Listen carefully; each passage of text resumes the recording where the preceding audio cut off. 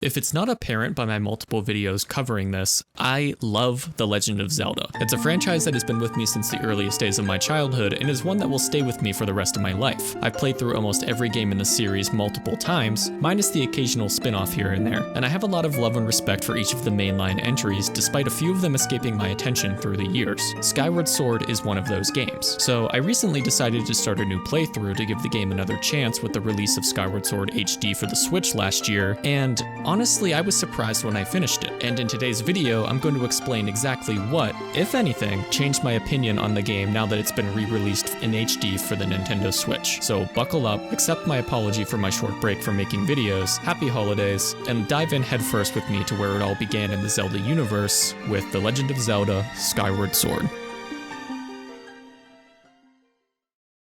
First, let's get something out of the way. Going into this playthrough, I did not like Skyward Sword at all. I thought it was the worst 3D Zelda Nintendo had put out to date, and after my initial playthrough on the Wii, I legitimately did not touch the game again for the following 11 years. I do not do that with The Legend of Zelda. I think a big part of why I didn't like Skyward Sword back then was because Skyward Sword does not strive to be just another Zelda game that follows the traditional formula of each game that preceded it up until the point of its release. Skyward Sword fundamentally was very different from past Zelda titles because it introduced the stamina meter, motion-controlled sword gameplay, and the need to both purchase and upgrade varying pieces of equipment to assist the player as best possible on their quest. Chalk it up to a hatred of change, but the culmination of these various things resulted in me having a negative-leaning opinion on the game. However, out of all those elements I previously mentioned, I think the mechanic that steered me away from loving the game the most were the motion controls. If you know anything about me from watching my videos, it's that I absolutely despise this horrible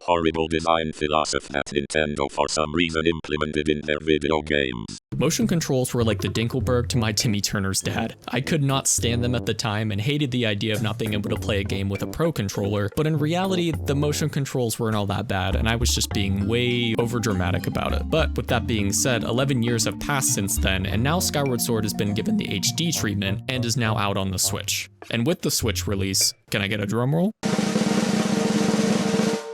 Nintendo now allows you to play fully on a pro controller without the use of motion controls. Who in the fuck would have thought? But now, with Skyward Sword allowing the player the option to forsake motion controls, hopefully forever, and essentially the one thing preventing me from loving Skyward Sword out the window, the question I asked myself going into this was, what's my opinion now? And I have to say with both an equal level of confusion and pleasant surprise, that Skyward Sword is actually a really amazing game.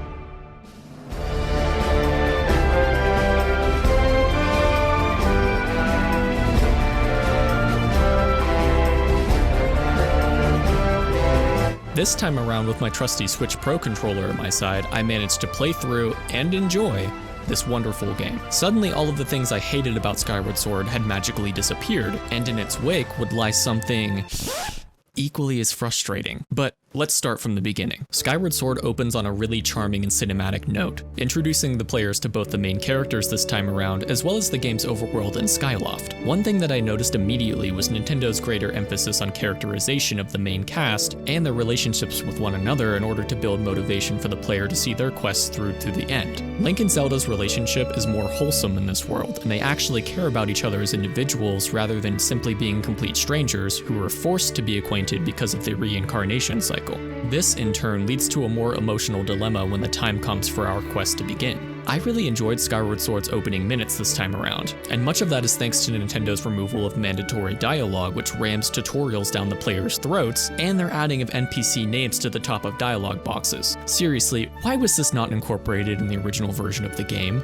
It's very difficult for me to care about a side character when half the time I don't even know what their name is. Another thing I noticed in the opening hour of Skyward Sword was its design similarities to the previous 3D entries in the series. If somebody asked me how this game looks, I would tell them a mix between Wind Waker's art style, enemies, and world design, and Twilight Princess character models and heavier focus on characterization and story. I think the game strikes a wonderful balance between these two design philosophies to create something uniquely its own, while also feeling like it's paying homage to the games that came before it. And the references to past 3D Zelda titles don't stop there, to the point that it makes me wonder if Nintendo knew going into this game that it would be the last traditional 3D entry in the series, but more on that later. The game opens with the wing ceremony taking place, which is a trial for all wannabe knights attending the Skyloft Academy. The winner of the ceremony has the honor of calling themselves a knight, and also gets to partake in another ceremony in honor of the goddess Hylia with Zelda atop the goddess tower. Zelda gifts the player with her sailcloth upon winning the ceremony,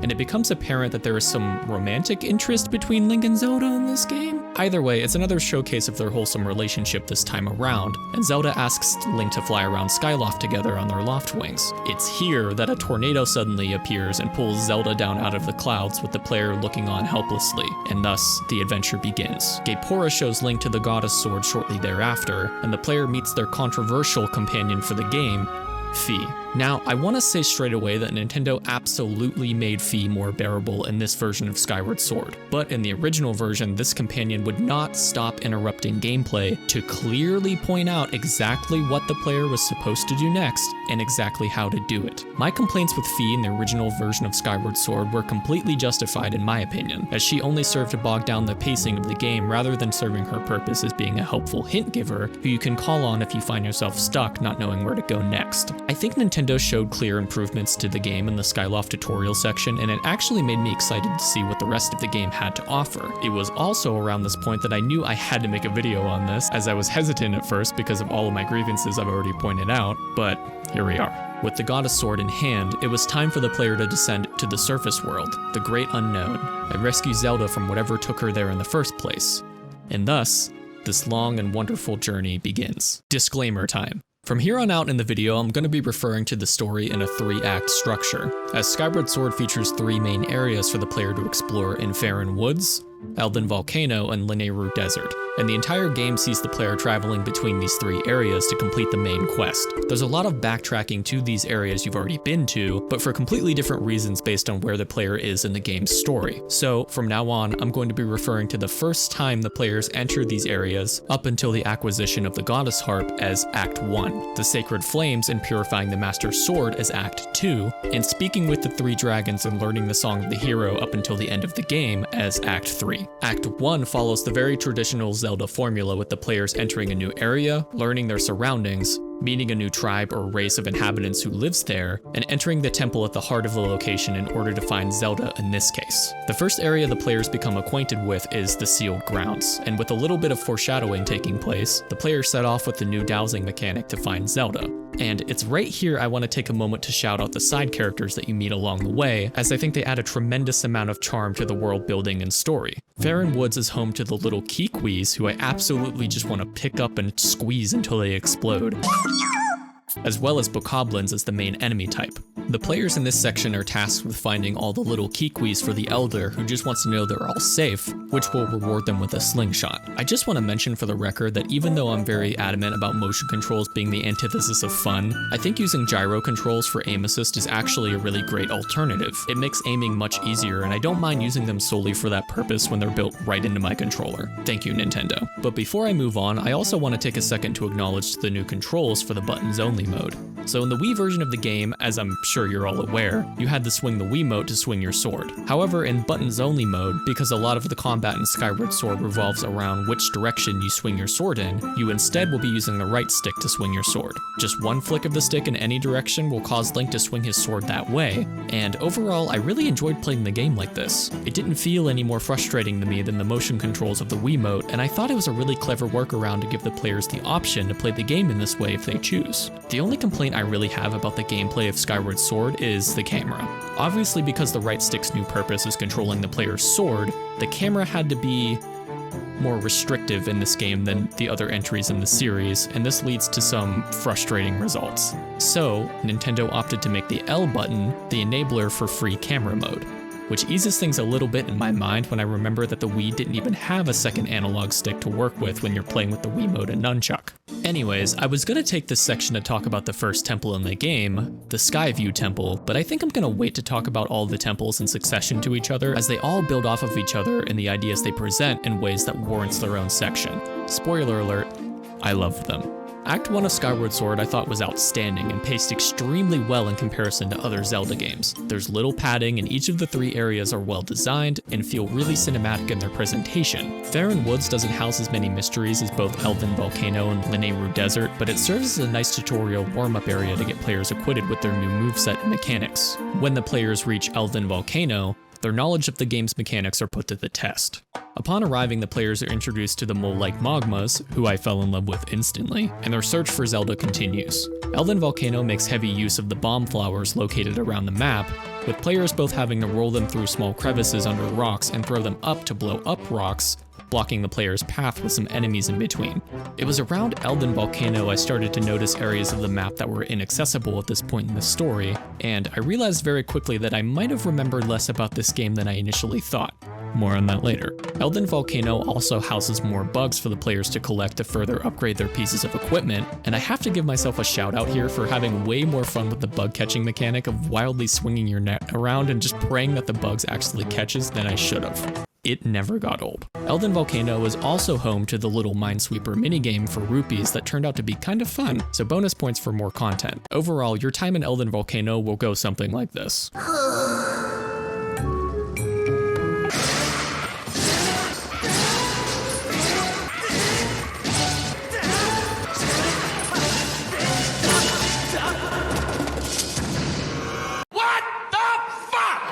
The final area that will be presented to the player in Act 1 is Lanayru Desert, and out of all the areas in the game, this one has to be my least favorite, unfortunately. Unlike both Faron Woods and Elden Volcano, Lanayru Desert relies less on a specific item acquired somewhere in its map, and more so on the stamina mechanic, which I think is the most unnecessary mechanic in the whole game. Obviously, I have to pay some level of respect to the stamina meter, as it would also be directly implemented into Breath of the Wild years later, but the concept of a stamina meter works so much better in an open world setting than a game as linear as Skyward Sword. I truly believe the stamina mechanic was created specifically for the desert sections in this game, because outside of it, it sees little use apart from the occasional hill you have to climb in Elden Volcano. Lanayru Desert also introduces the player to the concept of time shift stones and the ancient robots who come to life when they're in range of one. Time shift stones are the mechanic of Lanayru Desert in all 3 acts of the game, and most of the puzzles in this section include figuring out where they're hidden or how to transport them across a small area to solve a puzzle. Before the players can enter the temple for this area, they have to use their map to see the hidden walkways under the quicksand to traverse the main circle of the desert and activate 3 generators to make the temple appear.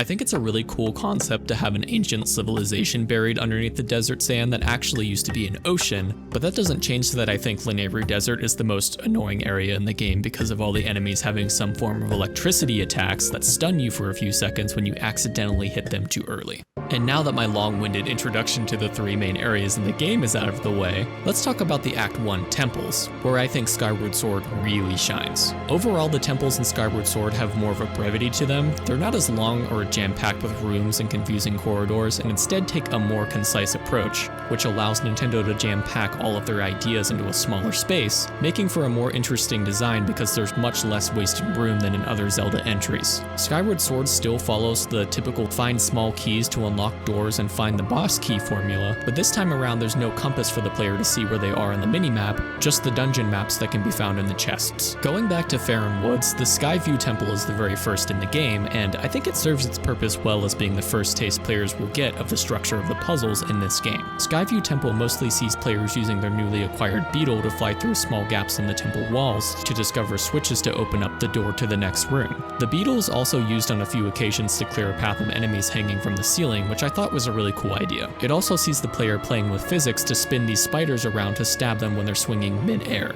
which is something that will be used later for a few different enemy types. But the real gem of the Skyview Temple is the boss fight that awaits you at the end of it. Let me just say that I love when The Legend of Zelda moves away from Ganondorf as a villain because you never end up knowing what to expect, and this is especially the case with Girahim. During the course of the game, you will run into Girahim multiple times, and with each new encounter, I was on the edge of my seat because the fights are so intriguing. Before I get ahead of myself though, in the Skyview Temple, the players will have to use the right stick to fake out the Demon King, and then surprise him by swinging your sword in the opposite direction. Otherwise, he'll just grab the end of your sword and leave you vulnerable for a few seconds. This is an awesome usage of the sword mechanics. Girahim will also spawn these little glowing red knives that he'll launch at you, and you have to swing your sword in their oriented direction to avoid getting hit. When you finally beat him, he'll exclaim that the next time If you get in his way, he'll kill you and then teleports away. For the first boss in the game, talk about crazy high stakes. I love it. Moving on to Elden Volcano, the Earth Temple was rather forgettable for me, to be honest. I have to confess that the fire temples in this game felt the least inspired to me, and maybe it's because Nintendo had already done so many fire temples that feature a volcano in the past, but the puzzles in them bored me more often than not. But at least in the case of the Earth Temple, it's relatively short, so I can't really be too hard on it. When I say the fire temples in this game felt kind of uninspired, it's just me stating my opinion, obviously. I don't think the temples are a slog to get through like some other games in this series, and I actually appreciate that about them, even if I didn't think they were the best the game had to offer. Plus, the boss fight at the end was cool, and I liked having to chase Scaldera up this ramp to throw a bomb in his mouth. Moving on to the final temple of Act 1, I really enjoyed the Lineru mining facility and its use of time shift stones and puzzle solving.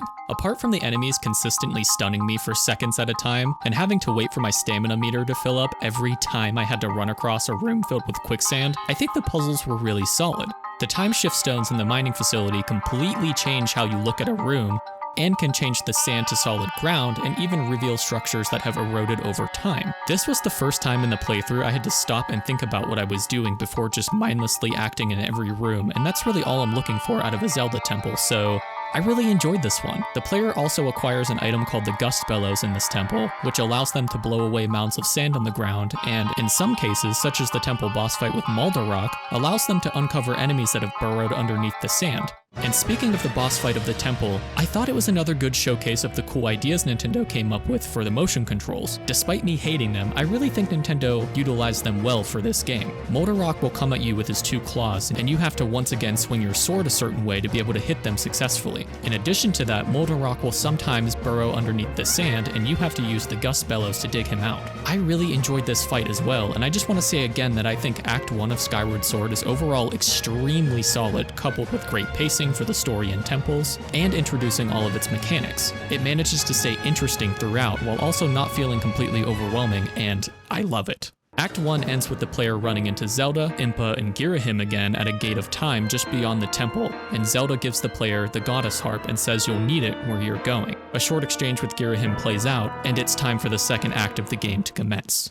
But before I get into the second act of the game's story, I think this would be a good time to interject and talk about the side quests in Skyward Sword. Remember way back when I said Majora's Mask's side quests were directly correlated to player progression in the sense that you gain a new item in one of the game's temples and you must be able to know when and where to apply it in the hub world to complete a side quest? In Skyward Sword, you might wander around Skyloft and come across this house with a very dusty floor. You proceed until you beat the Lineru mining facility in the game's main story and acquire the Gust Bellows, which allows you to blow away sand and dust on the ground. The player will then be able to make the connection that maybe they can go back to that house in Skyloft and use the Gust Bellows to clean the woman's floor. It's these little intricacies and connections between the game's side quests and main storyline that gives me a hint of Majora's Mask when it comes to the side quests in Skyward Sword. You know the phrase, all good things come in twos? Well, in the case of The Legend of Zelda, all good things come in bundles of 29, apparently. One thing that amazes me consistently about this series is Nintendo's ability to reuse and restructure the same formula over and over again into new entries in the series, and still manage to make each new entry feel fresh and new in its own right,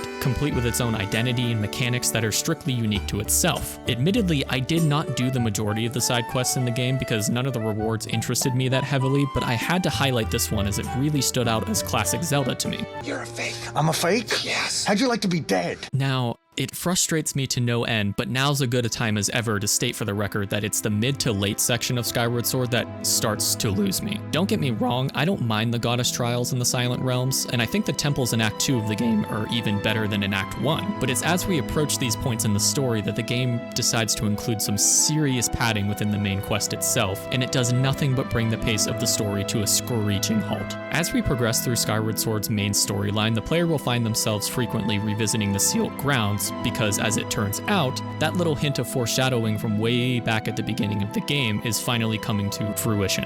A giant, and quite sus if I might say, blob of teeth and darkness called the Imprisoned One has broken out of its seal and attempts to destroy the temple. After a lengthy boss fight, the player succeeds in resealing the beast, and the old woman in the temple informs the player that each time the Imprisoned One breaks its seal, the length of time between it breaking out again will significantly decrease. And here's my conundrum. It is in this section of the story the section that specifically mentions that time is running thin and that the situation is more dire than it ever was in Act 1, that the characters in the game display zero sense of urgency whatsoever. I mean, this is an enemy who, according to the old woman in the sealed grounds, has the capability to completely destroy the world and everything that resides within it. So, I have to ask Nintendo, why is it you have to go find an ancient flower to repair this little time shift robot up in Skyloft so you can bring this giant sky whale a bowl of pumpkin soup? Now you have to make these two little windmills face the light tower and oh no, one of the pinwheels on the windmill has been missing for years and nobody bothered to care. Until now. Wonder where it could be. Oh, you have to have the little robot from before lug this giant basin of water so you can enter the fire sanctuary and collect the final sacred flame for the Master Sword? Well, now you have to go to Faron Woods, walk back to the water dragon, ask for her basin of water, fly all the way back to Elden Volcano, and look at that! You can no longer choose to land right outside of the fire sanctuary like you could in the rest of the game. You have to escort this little robot completely back up the mountain again like it's your first time playing the area all over again. Now, it's very late in the game's story and you have to seek out the fortune teller in the bazaar to figure out where to go next, and of course, he isn't in his tent, where he's been the entire game.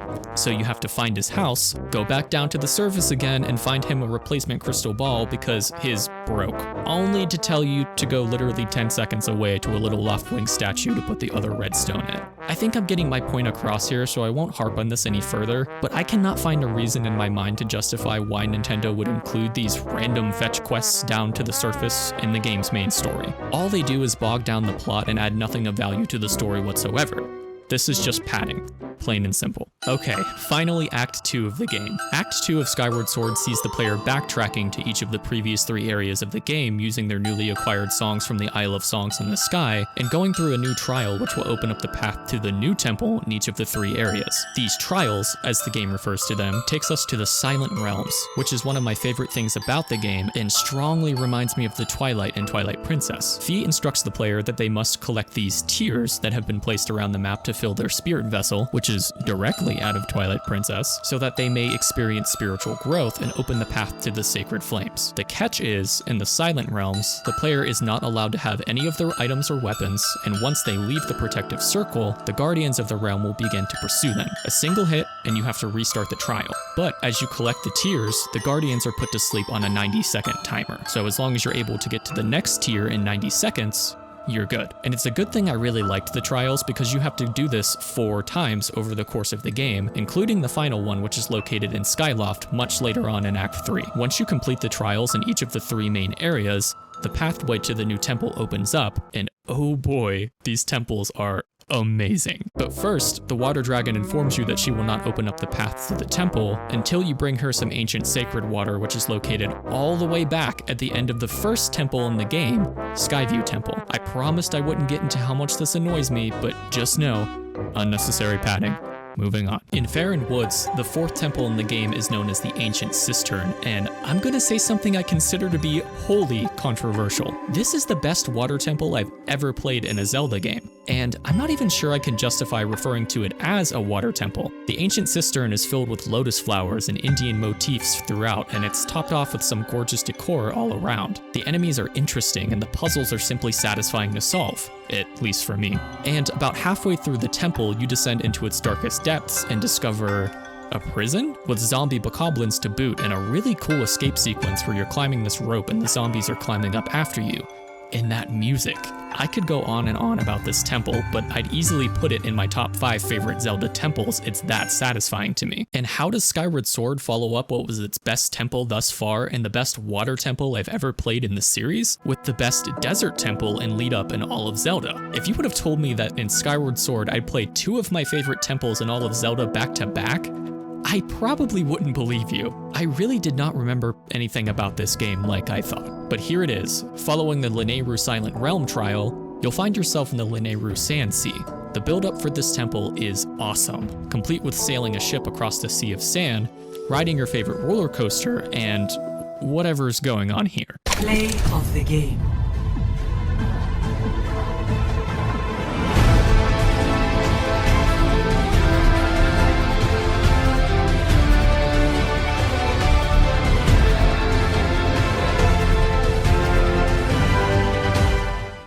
the player is sailing with this little ancient robot named Skipper to find his sand ship, which houses the second sacred flame.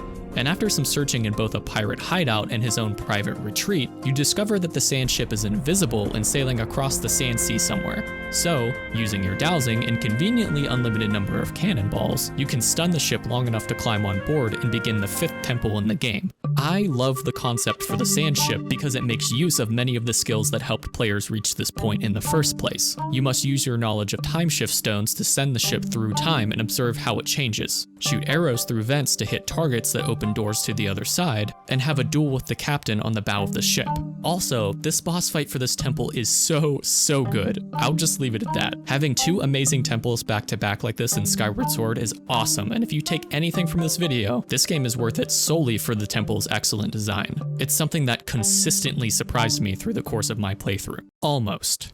Now, initially when I played through the Fire Sanctuary, I was gonna go easier on the penultimate temple in Skyward Sword because the last 2 were so good it almost felt unfair to compare this one to them. But I also realized very quickly that this temple is just so uninspired by comparison. It feels like this temple is the most weighty out of any in Skyward Sword, which is something I think a lot of the classic Zeldas can be accused of sometimes. By weighty, I mean the amount of time you're sitting idle waiting for something to happen. It felt like there were so many puzzles in the Fire Sanctuary that forced you to wait for something to happen, like using these water droplets to create a platform in the river of magma, and then having to ride the platform while it moves slowly down the river, or using the magma mitts to burrow underground and fight these centipede things for the 4th time. Truth be told, it felt extremely similar to the Earth Temple, and the setting of inside the volcano had already been used once this game on top of it all. You do get a Girahim rematch at the end of the temple, but for the most part it's basically the same fight with just slightly improved attacks from the Demon King. However, at the end of the Fire Sanctuary, you have collected the 3rd Sacred Flame, and it is so hyped to finally see the Master Sword in its almost full glory again. And with the acquisition of the Master Sword, Act 3 of the story finally begins. Okay, so Act 3 of Skyward Sword is exactly what I meant way back towards the beginning of the video,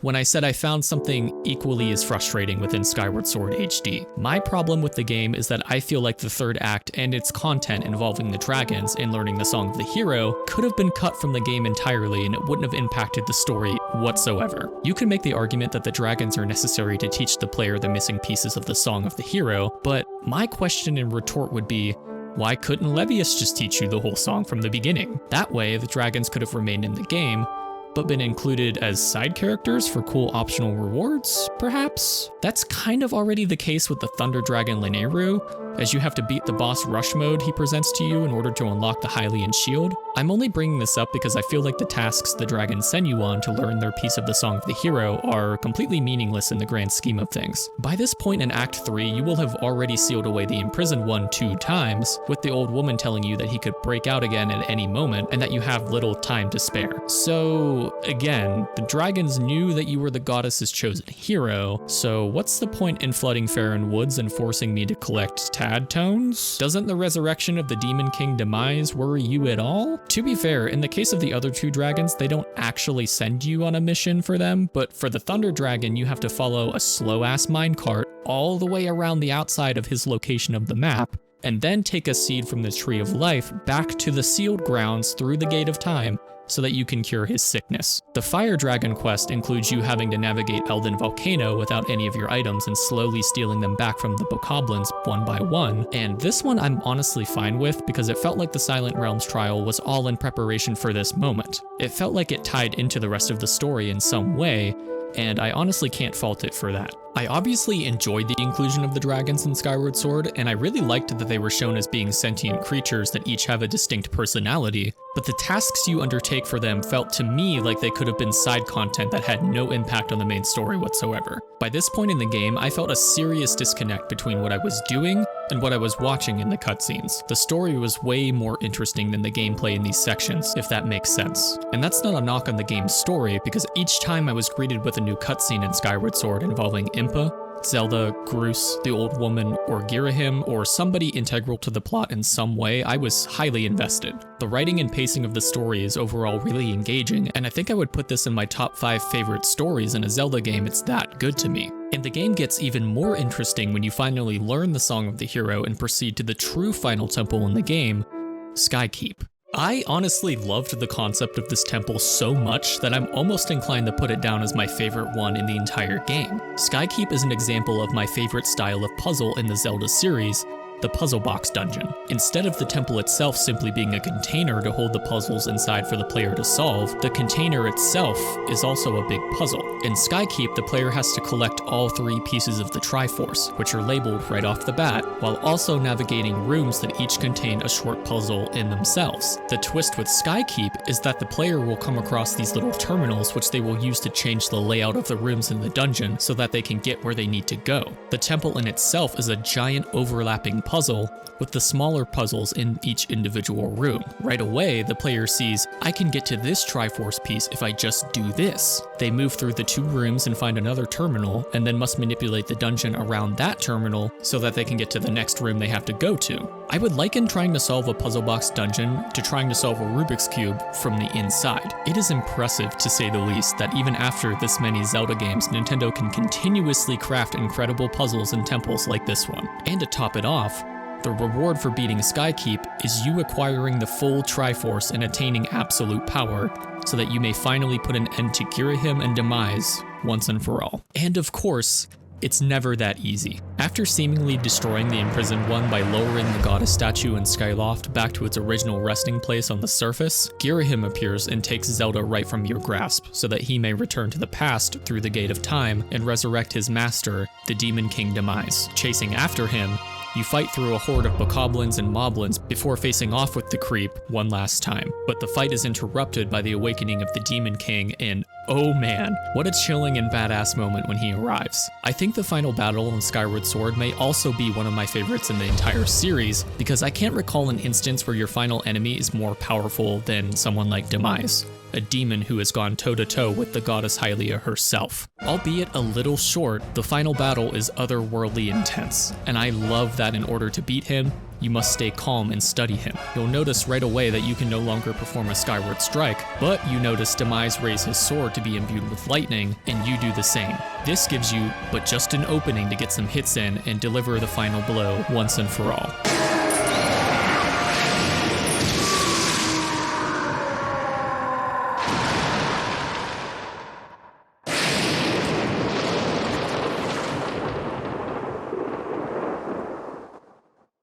Following the fight, you learn that the ending of Skyward Sword is the beginning of the entire Zelda timeline, with Demise cursing the ancestors of the goddess and those with the spirit of the hero to be forever bound to fight against his hatred, which will manifest itself endlessly through the ages. What a mind-blowing ending to this awesome adventure.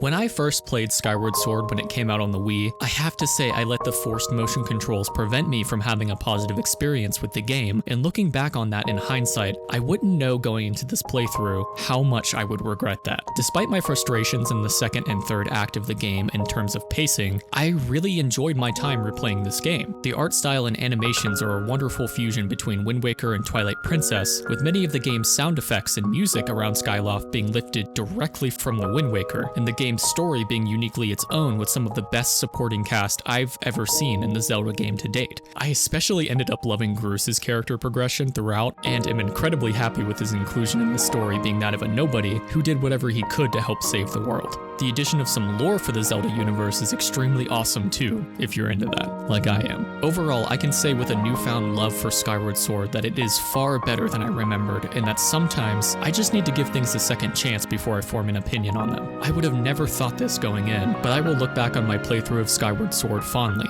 this time around, and I'm appreciative that I can finally see why so many others loved this game before me. And as always, if you liked the video, be sure to leave a like, subscribe to the channel if you're interested in my future content, and let me know in the comments below what your thoughts on Skyward Sword are. Did you love it? Did you hate it like I did? Did I convince you to give the game another try if you didn't like it before? I can't wait to read your thoughts, and I can't wait to see where 2023 takes us together. Thank you all so much for all your support over these past 9 months of making content, and may 2023 take this channel to new heights. I'm Wacko Fiasco, thanks for watching, and I'll see you in the next video.